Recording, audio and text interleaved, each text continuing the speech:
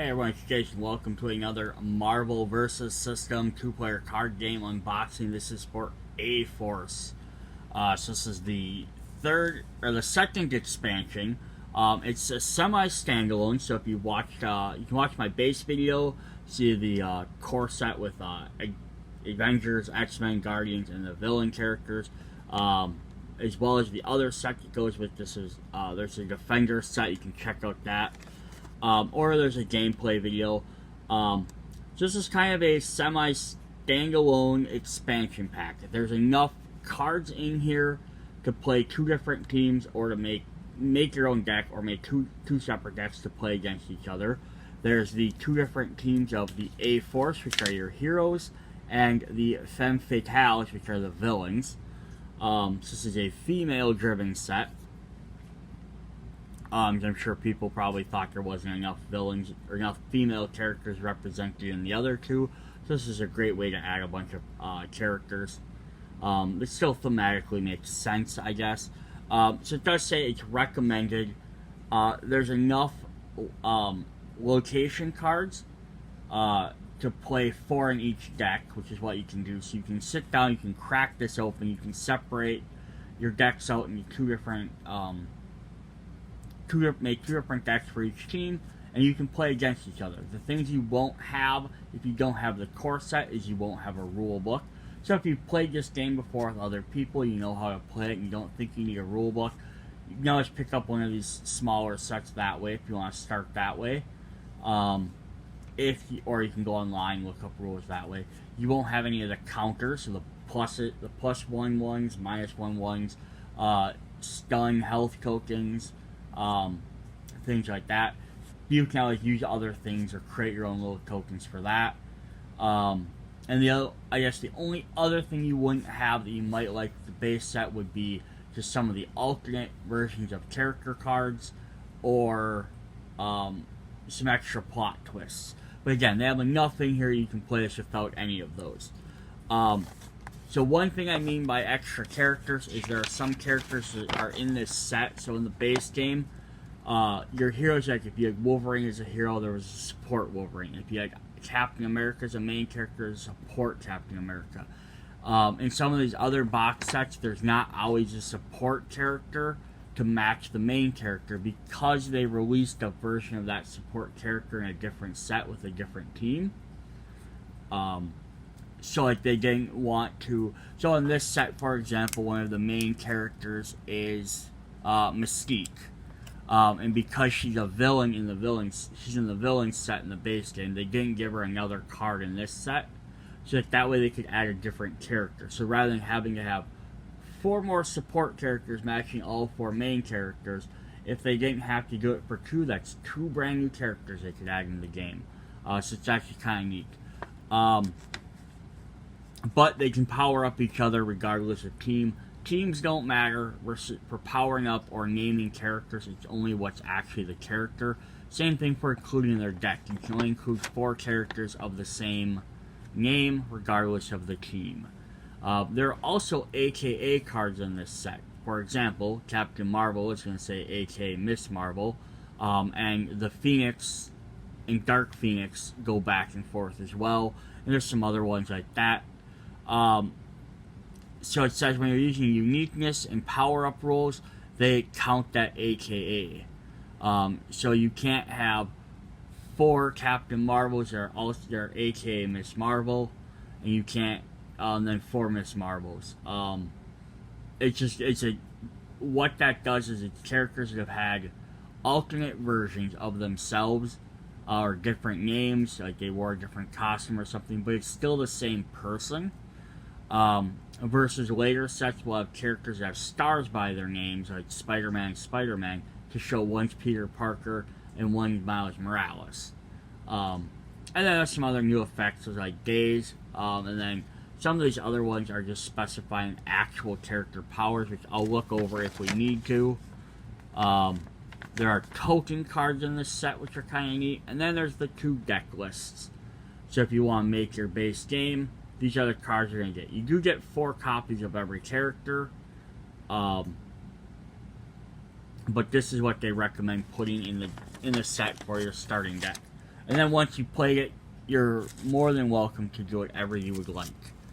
Alright, so we're going to start off. Our hero team are the A-Force. So these came out of, I think they came out of the Secret Wars comic books. They may have been before that, and then Secret Wars might have picked off them. I don't know the exact orders. I know then they had a bunch of books afterwards, but basically it's a team of heroes that were mostly all females. There are some males that were on the A-Force team as well, but generally it was all female characters. So this actual team that they had their own book. It highlighted these different characters working together and stuff. So it's not like they just made this up to have more girl characters in the set. So here's our Captain Marvel, who's aka Miss Marvel. She has energy absorption as her main. You can pay a blue to put a plus counter on Captain Marvel for each other ranged character on your side. So her Miss Marvel version shares that ability. Then she has Woman of War. When Captain Marvel stuns an enemy character, she gains an XP. Yeah, so that's cool. Then we have her next form. We have Photonic Blast. Pay a red to put a minus counter on an enemy character for each plus counter on her. So basically, the more you power her up, the better she get, or the more damage she'll do. Our next main character is the Phoenix, or aka Dark Phoenix. So they can't mix and match together. Life Incarnate. Main character are use the yellow. Heal a wound from a supporting character, or sum of all life and death. When character appears, if there are 20 or more total supporting characters on all sides and or KO pile, she gains an XP. So once 20 characters are out or have died total, she'll power up. She goes from a 3-3 to a 7-7. And she gains from the ashes. Pay a blue and a green to put a character from your KO pile on your side. We're going to get a She-Hulk here. A-Force Assemble. Pay a reg when a character's on your side team attack the next time this turn, put a 1+1 counter on each of them. So they all join together, they do some massive damage. And then fight together. When characters team attack She-Hulk, gains an XP. So you want to do a bunch of team attacking. Kind of mirrors Captain America to a little bit, versus her having be more like Hulk. Then she has Rules Lawyer, because she's also a lawyer. It says, play a yellow. When a player uses a superpower, you may say objection. If you do, cancel that superpower. Basically, pay a yellow to stop them from using their powers. And then our final main is Sister Grimm from the Runaways. When blood is shed, pay 1 to level up. When Sister Grimm gets wounded on an enemy player's turn, she gains an XP. So she doesn't have any other normal abilities, so she's not very useful until she has until she gets her Staff of 1 out. Which is interesting though that she has a 2-5. I kind of thought she'd have like lower stats for that. But then she goes up to a 4-5 and says, let the Staff of 1 emerge. Each time one of these each of these superpowers can only be used once per game. When you use one, Sister Grimm becomes a level 1. So every time you use it, she has to drop back down and get stunned again. And then she can use it. Because the way her character works is just trying to be very thematic to the character. She has to draw her own blood to use her staff. And then her staff can cast any spell, but she can only use that phrase she used to cast once. So if she tells someone, for example, muzzle, characters on her side can't be attacked until the end of their next turn, she can never say muzzle again. So now if she wants to stop someone from doing that type of thing, she has stop them from talking, she has to say a different thing. So next time she can say silence or shut up, but she can't keep using the same spells over and over and over. And she has Bounce House, pay a blue, put up to 2 supporting characters into their owner's hands. Open Sesame for a yellow, draw 3 cards, and Caffeine Injection for a green, put 4+1 counters on a supporting character. Alright, then let's look at our supporting characters. We're going to get Dazzler. Everyone's favorite disco dancing, singing X-Man. She has Dazzle.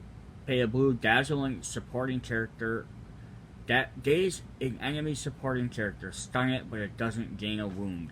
Not super powerful, but it can still help you out, keep them from doing some damage to you. We are going to get a Loki, so we actually now have 2 Lokis, but this is the female Loki. But you can only play 4 copies of Loki, so it's either 4 copies of the villain, 4 copies of this, or a combination of the 2. Unless you have the main character, then you can still have your 4 copies, you just can't play them at the same time, but this can power up the main character Loki as well. So you have Power Hungry. Once per turn, when a character on your side gets powered up, draw 3 cards. And then Questionable Loyalty. At the start of your build phase, if the enemy face-up enemy character has an attack higher than each face-up character on your side, move Loki to that player's back row. So basically, if anyone's more powerful than your opponent has the most powerful character, Loki joins their team, which is very Loki. Also fits kind of plot-wise with Loki and everything. So now we have Medusa from the Inhumans. Grab while Medusa in the front row. Characters can't fly over her. And Prehensile Hair. Pay a red, exhaust a front row enemy character. It can't ready or be moved until Medusa gets stunned or leaves play.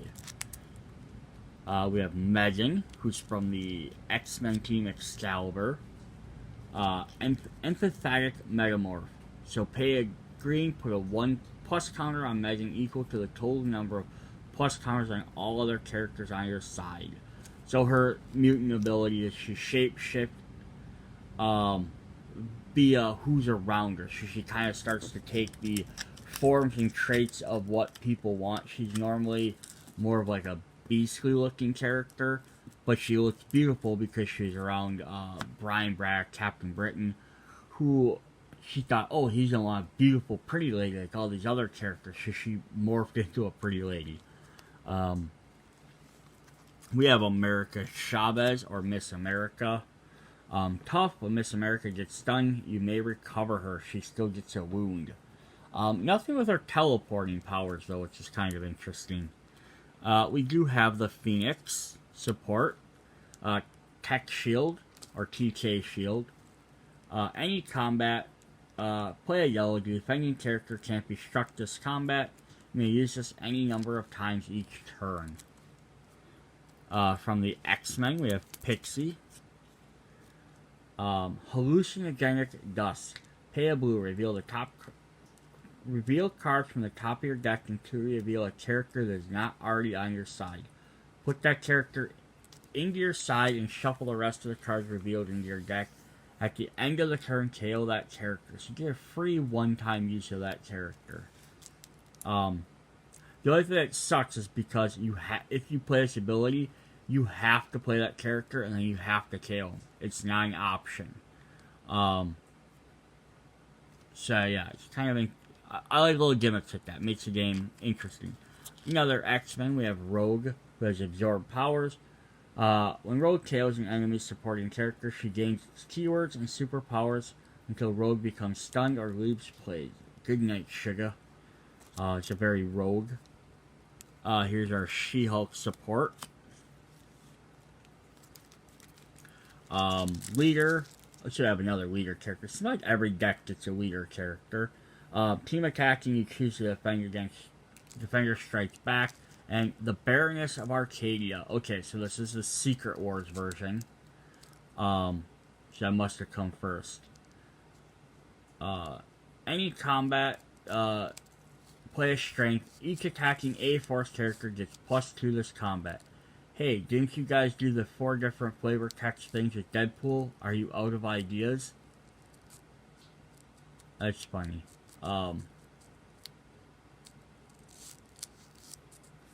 Cool. Alright, so there's that. We're going to look at our next character, which is Singularity. She has Pocket Dimension. At the end of your turn, remove any number of cards, any number of other face-up characters on your side from the game, but keep all counters on them. At the start of your next turn, or when Singularity leaves play, those characters appear on their owner's side with those counters. So you basically pop people in and out of play. One thing I am going to show off quick, a card from a different set, and I'll review this during that card set as too. So from the Shield vs. Hydra expansion, they added a new version of Singularity. So she's still 2/6, she still has 1, okay, but on the bottom there, it's going to have the set number of AFF with a star by it, meaning it's a replacement card. So every once in a while, in like later sets, they'll add a replacement version of a card if it needed fixing, or they needed to change it. So it says, this one's a reaction. Pay blue at the end of your turn, remove any number of other face-up characters on your side from the game, but keep all counters on them. At the start of your next turn, or when Singularity leaves play, those characters appear on their owner's side with those counters. And it's on their owner's side, so if you're borrowing someone else's, they go back to their side. So the difference is, both of them are at the end of your turn. Any number of face-up characters on your side at the start of your turn, return those characters who leave play. So all as they did was they thought it was too powerful to just being at the end of your turn ability, and they made it reaction. So at the end of your turn, you still do it there, but you have to pay for it now, just so it's not getting abused as much. Now, which version do you want to play as is up to you, or if you're playing like in tournaments, or going to like events, you're playing like that. People might specify that you have to use the newer version. But if you're just playing casually at home, pick whichever one you want. I'm not saying rush out to buy that just so you can have that card. Again, unless you're playing like a tournament, they might have rules on that. So now here we have Sister Grimm's supporting card, the Staff of One. Pay a yellow, search your deck for anytime combat plot twist with a different name from each plot twist in your KO pile and play it if able. So very good, but possibly limited. We have Spectrum. Who's also Photon and Miss Marvel at one point. She keeps changing her name all the time. She has energy form. When Spectrum appears or recovers, put a plus counter on her for each energy location on all sides. So this is a good reason to not flip those over, because she can gain bonuses. We have Spider-Woman, who has dodge, Spider-Man can't be ranged attack, and Venom Blast. Pay a red, choose a character in melee combat with Spider-Woman to get -3 defense. And our final support character is Janet Van Dyne the Wasp. Sting, when the Wasp enters, put a -1 counter on enemy character, and then Shrink, when Wasp gets attacked the first time each turn, you may cancel the combat effect. Now you might be like, Black Widow costs 1, and she also has this -1 ability, but she doesn't get flying or shrink. I mean, she has range, so you're kind of trading range for flying, but she doesn't have shrink. So it's like, well, that doesn't make her seem as good, but it's also somewhat the team abilities make a difference, things like that. So our plot twists for the A-Force team are build a better world. So you can see like possibly Black Widow there, Emma Frost, Spider-Gwen, or why did I say Spider-Gwen? Ghost Spider. She probably was Spider-Gwen at that time, but she's now Ghost Spider. I like to call her that instead. So main, during one of your turn one of your face down basic locations face up, and combat, turn one of your face down locations face up. So you use it whenever you need to. The Heroes of Arcadia. So Arcadia is the place in Battle World where the A-Force was at, Like I said, you can see other, like I said, there's lots of mostly female characters, but they have like Winter Soldier in there. Of course, we also didn't see some of these other characters like Elektra or Lady Sif. But there's a lot of characters for this set. In this world, it's a good comic book. I recommend reading it. I can only speak for the Secret Wars version. I don't know about the ongoing series. So combat, if this is a team attack, each member gets +3 attack in this combat. That could be very powerful. And then we have the last one there, last plot twist. You won't like her when she's angry. Combat, put 2+ counters on the defender in combat. And the final one is their Arcadia itself. You can see a bunch of the characters seeing, and that's for the A-Force. Alright, so let's take a look at the villains. Alright, so our villain team are the Femme Fatales, which are like an F with kind of like a... sort of looks like a eye with like a lip on it. It's trying to get a good...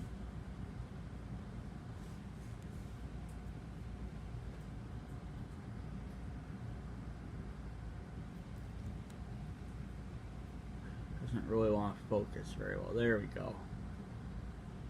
Yeah, it's just like an eye, but like doesn't like side of lips, and it makes like an F, like kind of like a hair string. So it's just like half of a face, like there's the eye and the mouth, and like the hair string going on like a woman. But that looks like an F as well. And the Femme Fatales is just a term for deadly lady.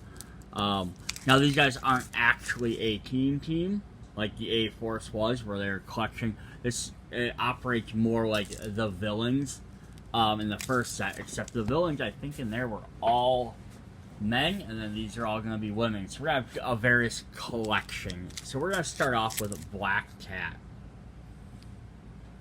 who's going to have bad luck. So during your... sorry, I'm trying to get this to focus. Main phase, choose a... spend a yellow, choose an enemy player to discard a card. Queen of Themes, level up 9. It's one of the highest level ups you've had so far. At the end of your turn, choose an enemy player. If you have more cards in your hand than they do, Black Cat gains XP equal to the difference. And then your level 2 card is Cross Their Path, pay a red, daze each enemy character in combat with Black Cat.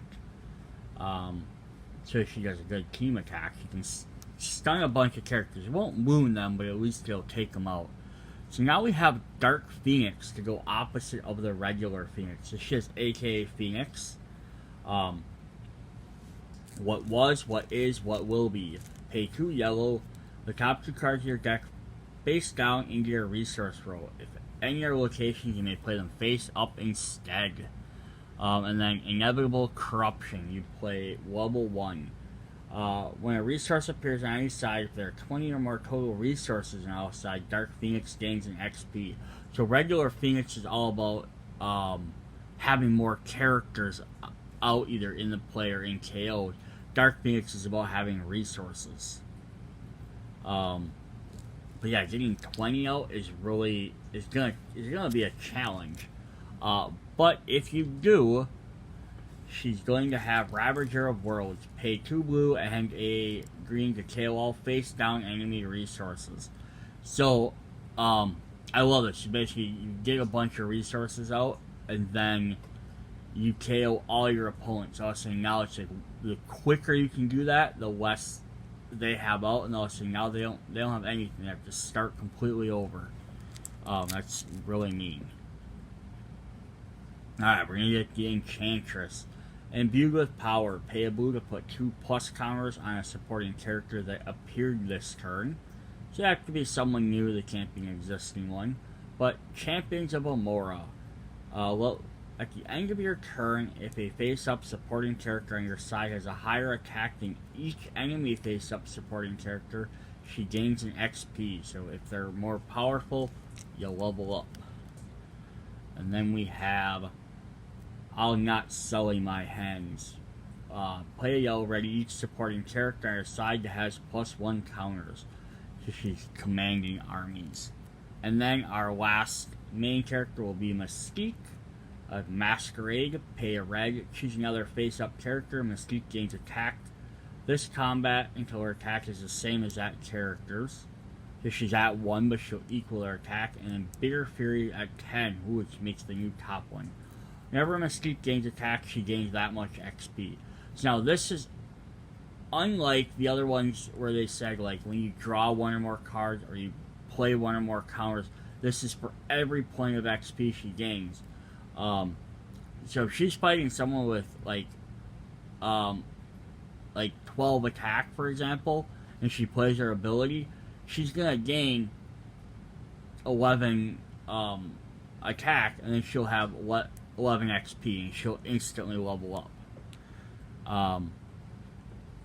And then Martial Savagery.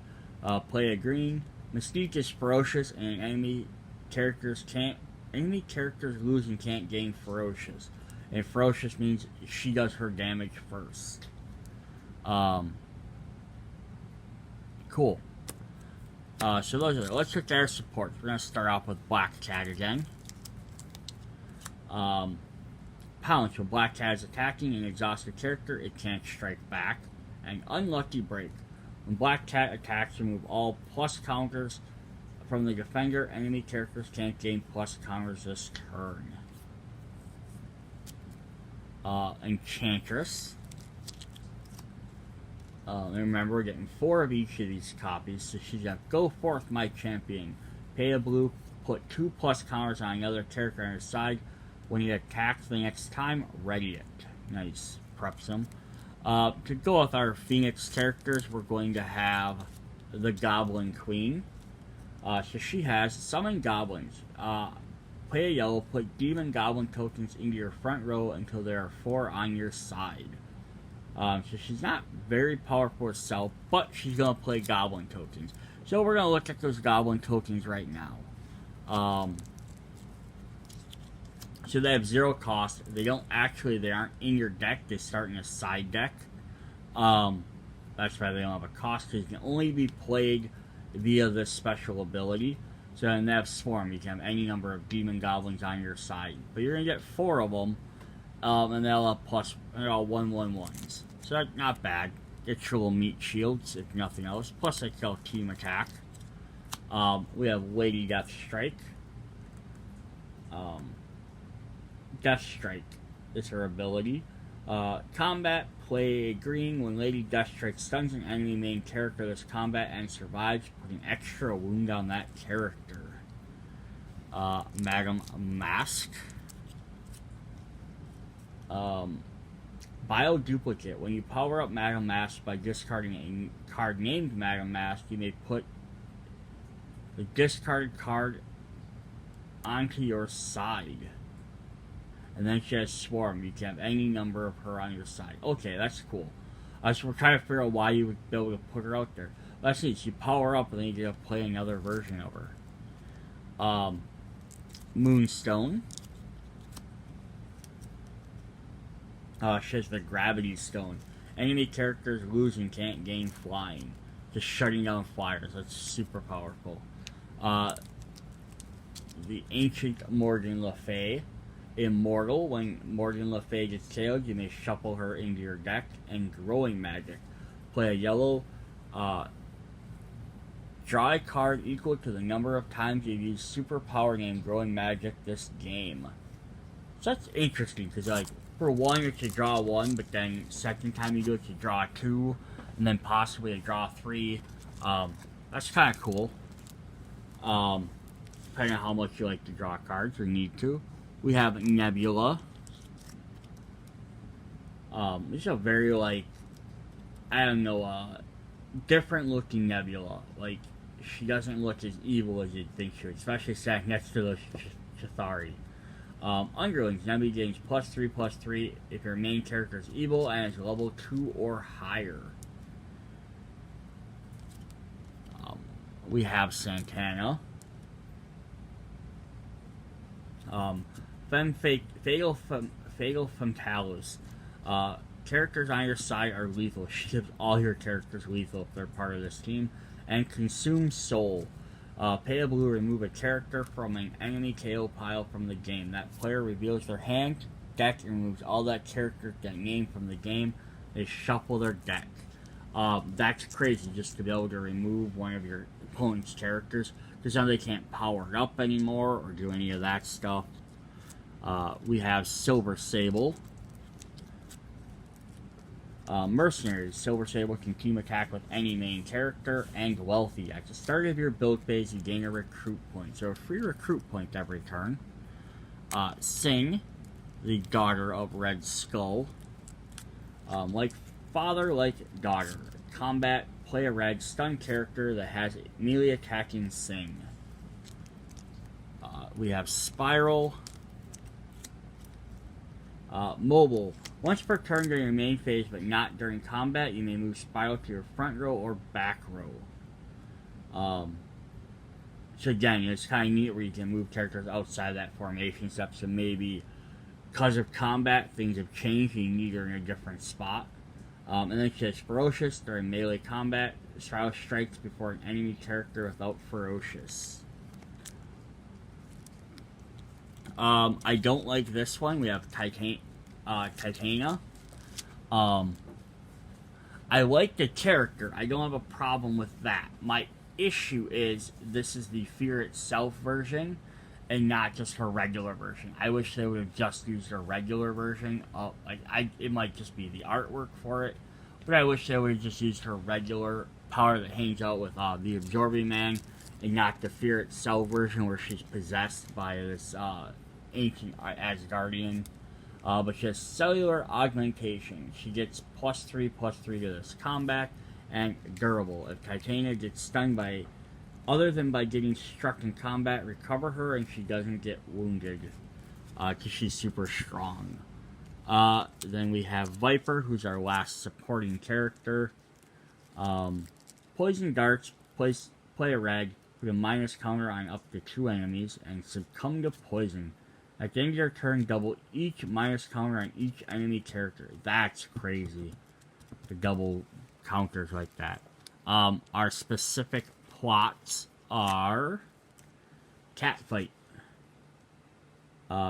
She's taking out Silk there. Choose an attacker to get +4 this combat.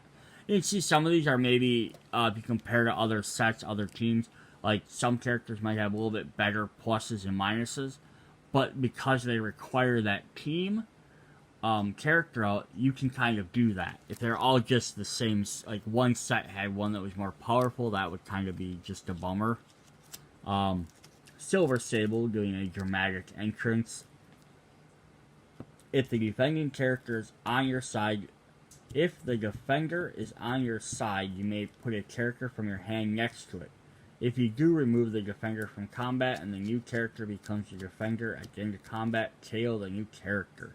So it's a quick swapping. You can basically sacrifice. You're essentially sacrificing 2 characters for this, because you can put in a stronger or a different character to pull some out to save them, or to put something to destroy them, defeat the other guy. But you lose the new character, they're KO'd, and the other one's back in your hand, so you have to replay them, and you lose any counters on them. Well, it could be a good way to heal them as well. And then we have Femme Fatales. A bunch of ex-villains that joined up together. Main, choose a character and put a -1 counter on it for each supporting character on your side. And then their location is going to be Madripoor in Japan, which is, very fitting for lots of these characters. Alright, so then the other thing we're going to go through is we're going to have the basic locations, which you're going to get 8 of each of these, 4 for each deck. So we have the Academy, which has Midtown High Peter Parker School. We're going to have Fortress, which is this presumably Asgardian building, because it has the Rainbow Bridge and Throg next to it. We have this location, which I'm not sure where this is supposed to be. But you're going to get that. It's a laboratory, but there's nothing super specific in it where it's going to be. It could be like a MODOK lab, could be Ultron's lab. I don't know. It's like a generic lab. I just put a second one down. And then finally we have Training Grounds, which is the Danger Room with the X-Men. So these are 4 different ones. And then the last cards we'll go over is we're going to get 4 copies of a generic plot twist. So we get main strength. Combat, your main character gets +2 combat this turn. So like I was saying before, that one Femme Fatales gives you 4. This one only gives you 2. But the difference is 2 can be used in every single deck no matter what. The Femme Fatales is only going to be useful if you have Femme Fatale characters. So if you only have, you play a full deck, it's really powerful. If you're playing half Femme Fatale, half A-Force, it's half as powerful because it depends on which characters you can get out. If you only splash a couple Femme Fatale characters and have like 2 or 3 instead of 10, it's become that much harder to use. So it's kind of that's the differences. Alright, so that is what we have for this video. That was A-Force. So if you want to get some of the lovely ladies of the Marvel Universe, there's a great way to add some of them. Plus you have the base game, the Defender set that came up before this to get some other different characters. So that gives us, as of this set, being this is the second full expansion, gives you 8 different teams to play as, which is more than enough. And then there's plenty more coming. Check out the other videos. See you guys later. Bye.